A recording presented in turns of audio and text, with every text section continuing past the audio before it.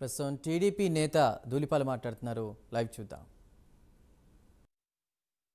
కాబట్టి అన్ని డిపార్ట్మెంట్లు కూడా గత 5 సంవత్సరాల్లో వాళ్ళ ప్రభుత్వం ఉంది కాబట్టి నియమ నిబంధనలు ఆచరించకపోయినా, కావాల్సిన పర్మిషన్లు తేకపోయినా, మున్సిపాలిటీ కట్టాల్సిన డబ్బులు కట్టకపోయినా ఏ విధంగా నిర్మాణాలు కొనసాగుతున్నాయి, ఏ అధికారులు వాళ్ళతో కుమ్మక్కయ్యారనేది దీన్ని బట్టి స్పష్టం అవుతా ఉంది. ఎందుకంటే ఇవాళ ఇంతమంది అధికారులు, దాదాపు 500 నుంచి 600 మంది దాకా వినియోగదారులు ఉన్నారు. దానిలో వినియోగదారులు మభ్యపెట్టి ప్రభుత్వానికి కట్టాల్సిన డబ్బులు ఎగ్గొట్టి ప్రభుత్వ అనుమతులు అనేది లేకుండా కళ్ళ ముందు గుంటూరు పట్టణంలో నిర్మాణాలు చేస్తూ ఉంటే అదే సామాన్యుడైతే వెళ్తారు. టౌన్ ప్లానింగ్ వాళ్ళు ఆడేసిన ఇసుకని తీసుకెళ్తారు, ఆడేసిన బ్రిక్స్ తీసుకెళ్తారు, ప్రొక్లైనర్లు తీసుకొస్తారు, నీళ్లు పడగొడతామంటారు, ఎడిషనల్ ఫ్లోర్లు వేసారంటారు. నడిబొడ్డులో ఇన్ని వందల మంది వినియోగదారుల యొక్క ప్రయోజనాలని ఒక రకంగా మభ్యపెడతామేది. అనుమతులు లేకుండా అపార్ట్మెంట్లు అమ్మటం, అనుమతులు లేకుండా నిర్మాణాలు చేయటం, ఇవన్నీ కూడా వినియోగదారులను మభ్యపెట్టి అమ్మినట్టే లెక్క. మోసం చేసినందుకు చర్యలు తీసుకోవాల్సిన అవసరం కూడా ఉంది.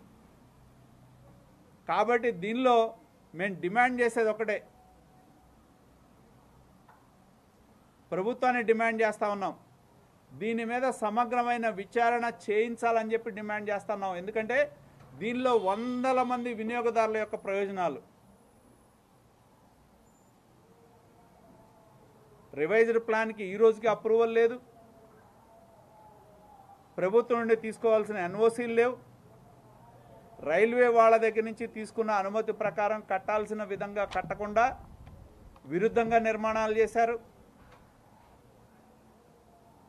ఒకటి వినియోగదారులని మోసం చేయడంతో పాటు నేను అనుకోవడం ఆ ప్రాజెక్టు మీద ఏదన్నా లోన్ తీసుకుంటే ఆ బ్యాంకులను కూడా మోసం చేసినట్టే లెక్క. అంటే తప్పుడు పత్రాలు పెట్టి లోన్ తీసుకున్నట్టు ఆ ప్రాజెక్ట్ మీద. కాబట్టి దీని మీద సమగ్రమైన విచారణ చేయాలని చెప్పి డిమాండ్ చేస్తా ఉన్నా.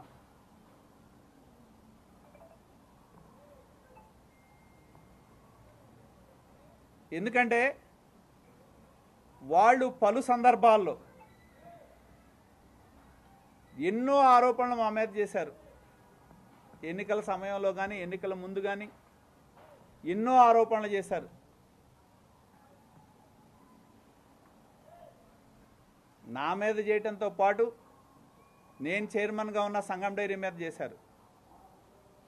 మేము ఆ రోజు చెప్పాం, ఇవాళ చెప్పాం, రేపు చెప్తాం. సంగం డైరీ తలుపులు ఏ అధికారులు పద్ధతి ప్రకారం అధికారికంగా వచ్చి ఇన్స్పెక్ట్ చేసుకోవాలంటే చేసుకోవచ్చు. ఆ రోజు వచ్చారు ఎంతోమంది. ఎక్కడా లేని విధంగా 100 మంది అధికారులు తూనికల కొలతకు సంబంధించిన ఐజీ ఆధ్వర్యంలో వచ్చి మాది డైరీ ఇన్స్పెక్ట్ చేసుకున్నారు. ఎన్నో టీమ్స్ వచ్చినాయి.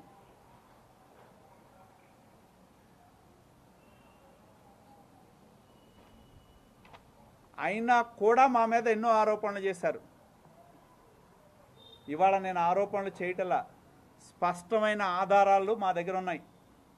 ఏ విధంగా అంబటి మురళీకృష్ణ ఈ ప్రాజెక్టులో అనుమతులు లేకుండా కట్టాల్సిన ప్రభుత్వ విభాగాలకు డబ్బులు కట్టకుండా గత 5 సంవత్సరాల కాలంలో ఇవాళ వరకు కూడా కడతా ఉన్నారు. అంటే మున్సిపల్ అధికారులు కానీ కన్సర్న్డ్ డిపార్ట్మెంట్స్ కానీ కళ్ళు మూసుకున్నారు.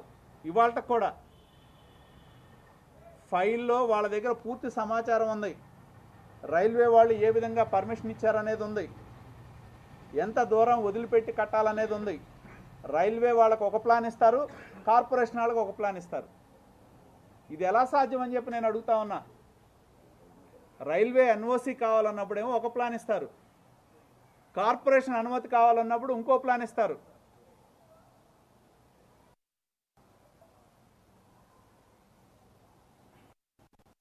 కాబట్టి ఒక పథకం ప్రకారం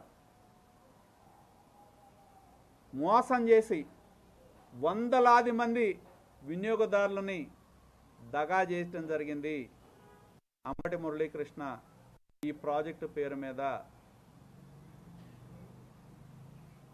అధికారం కోల్పోయినా, వైకాపా ప్రభుత్వం పోయినా ఇవాళ వరకు కూడా అక్కడ నిర్మాణాలు కొనసాగుతున్నాయి. అంటే కార్పొరేషన్ అధికారులు కళ్ళు మూసుకున్నారనేది స్పష్టమవుతా ఉంది. రెండోది, ఏదైతే బజరంగ్ జూట్ మిల్లుకు సంబంధించిన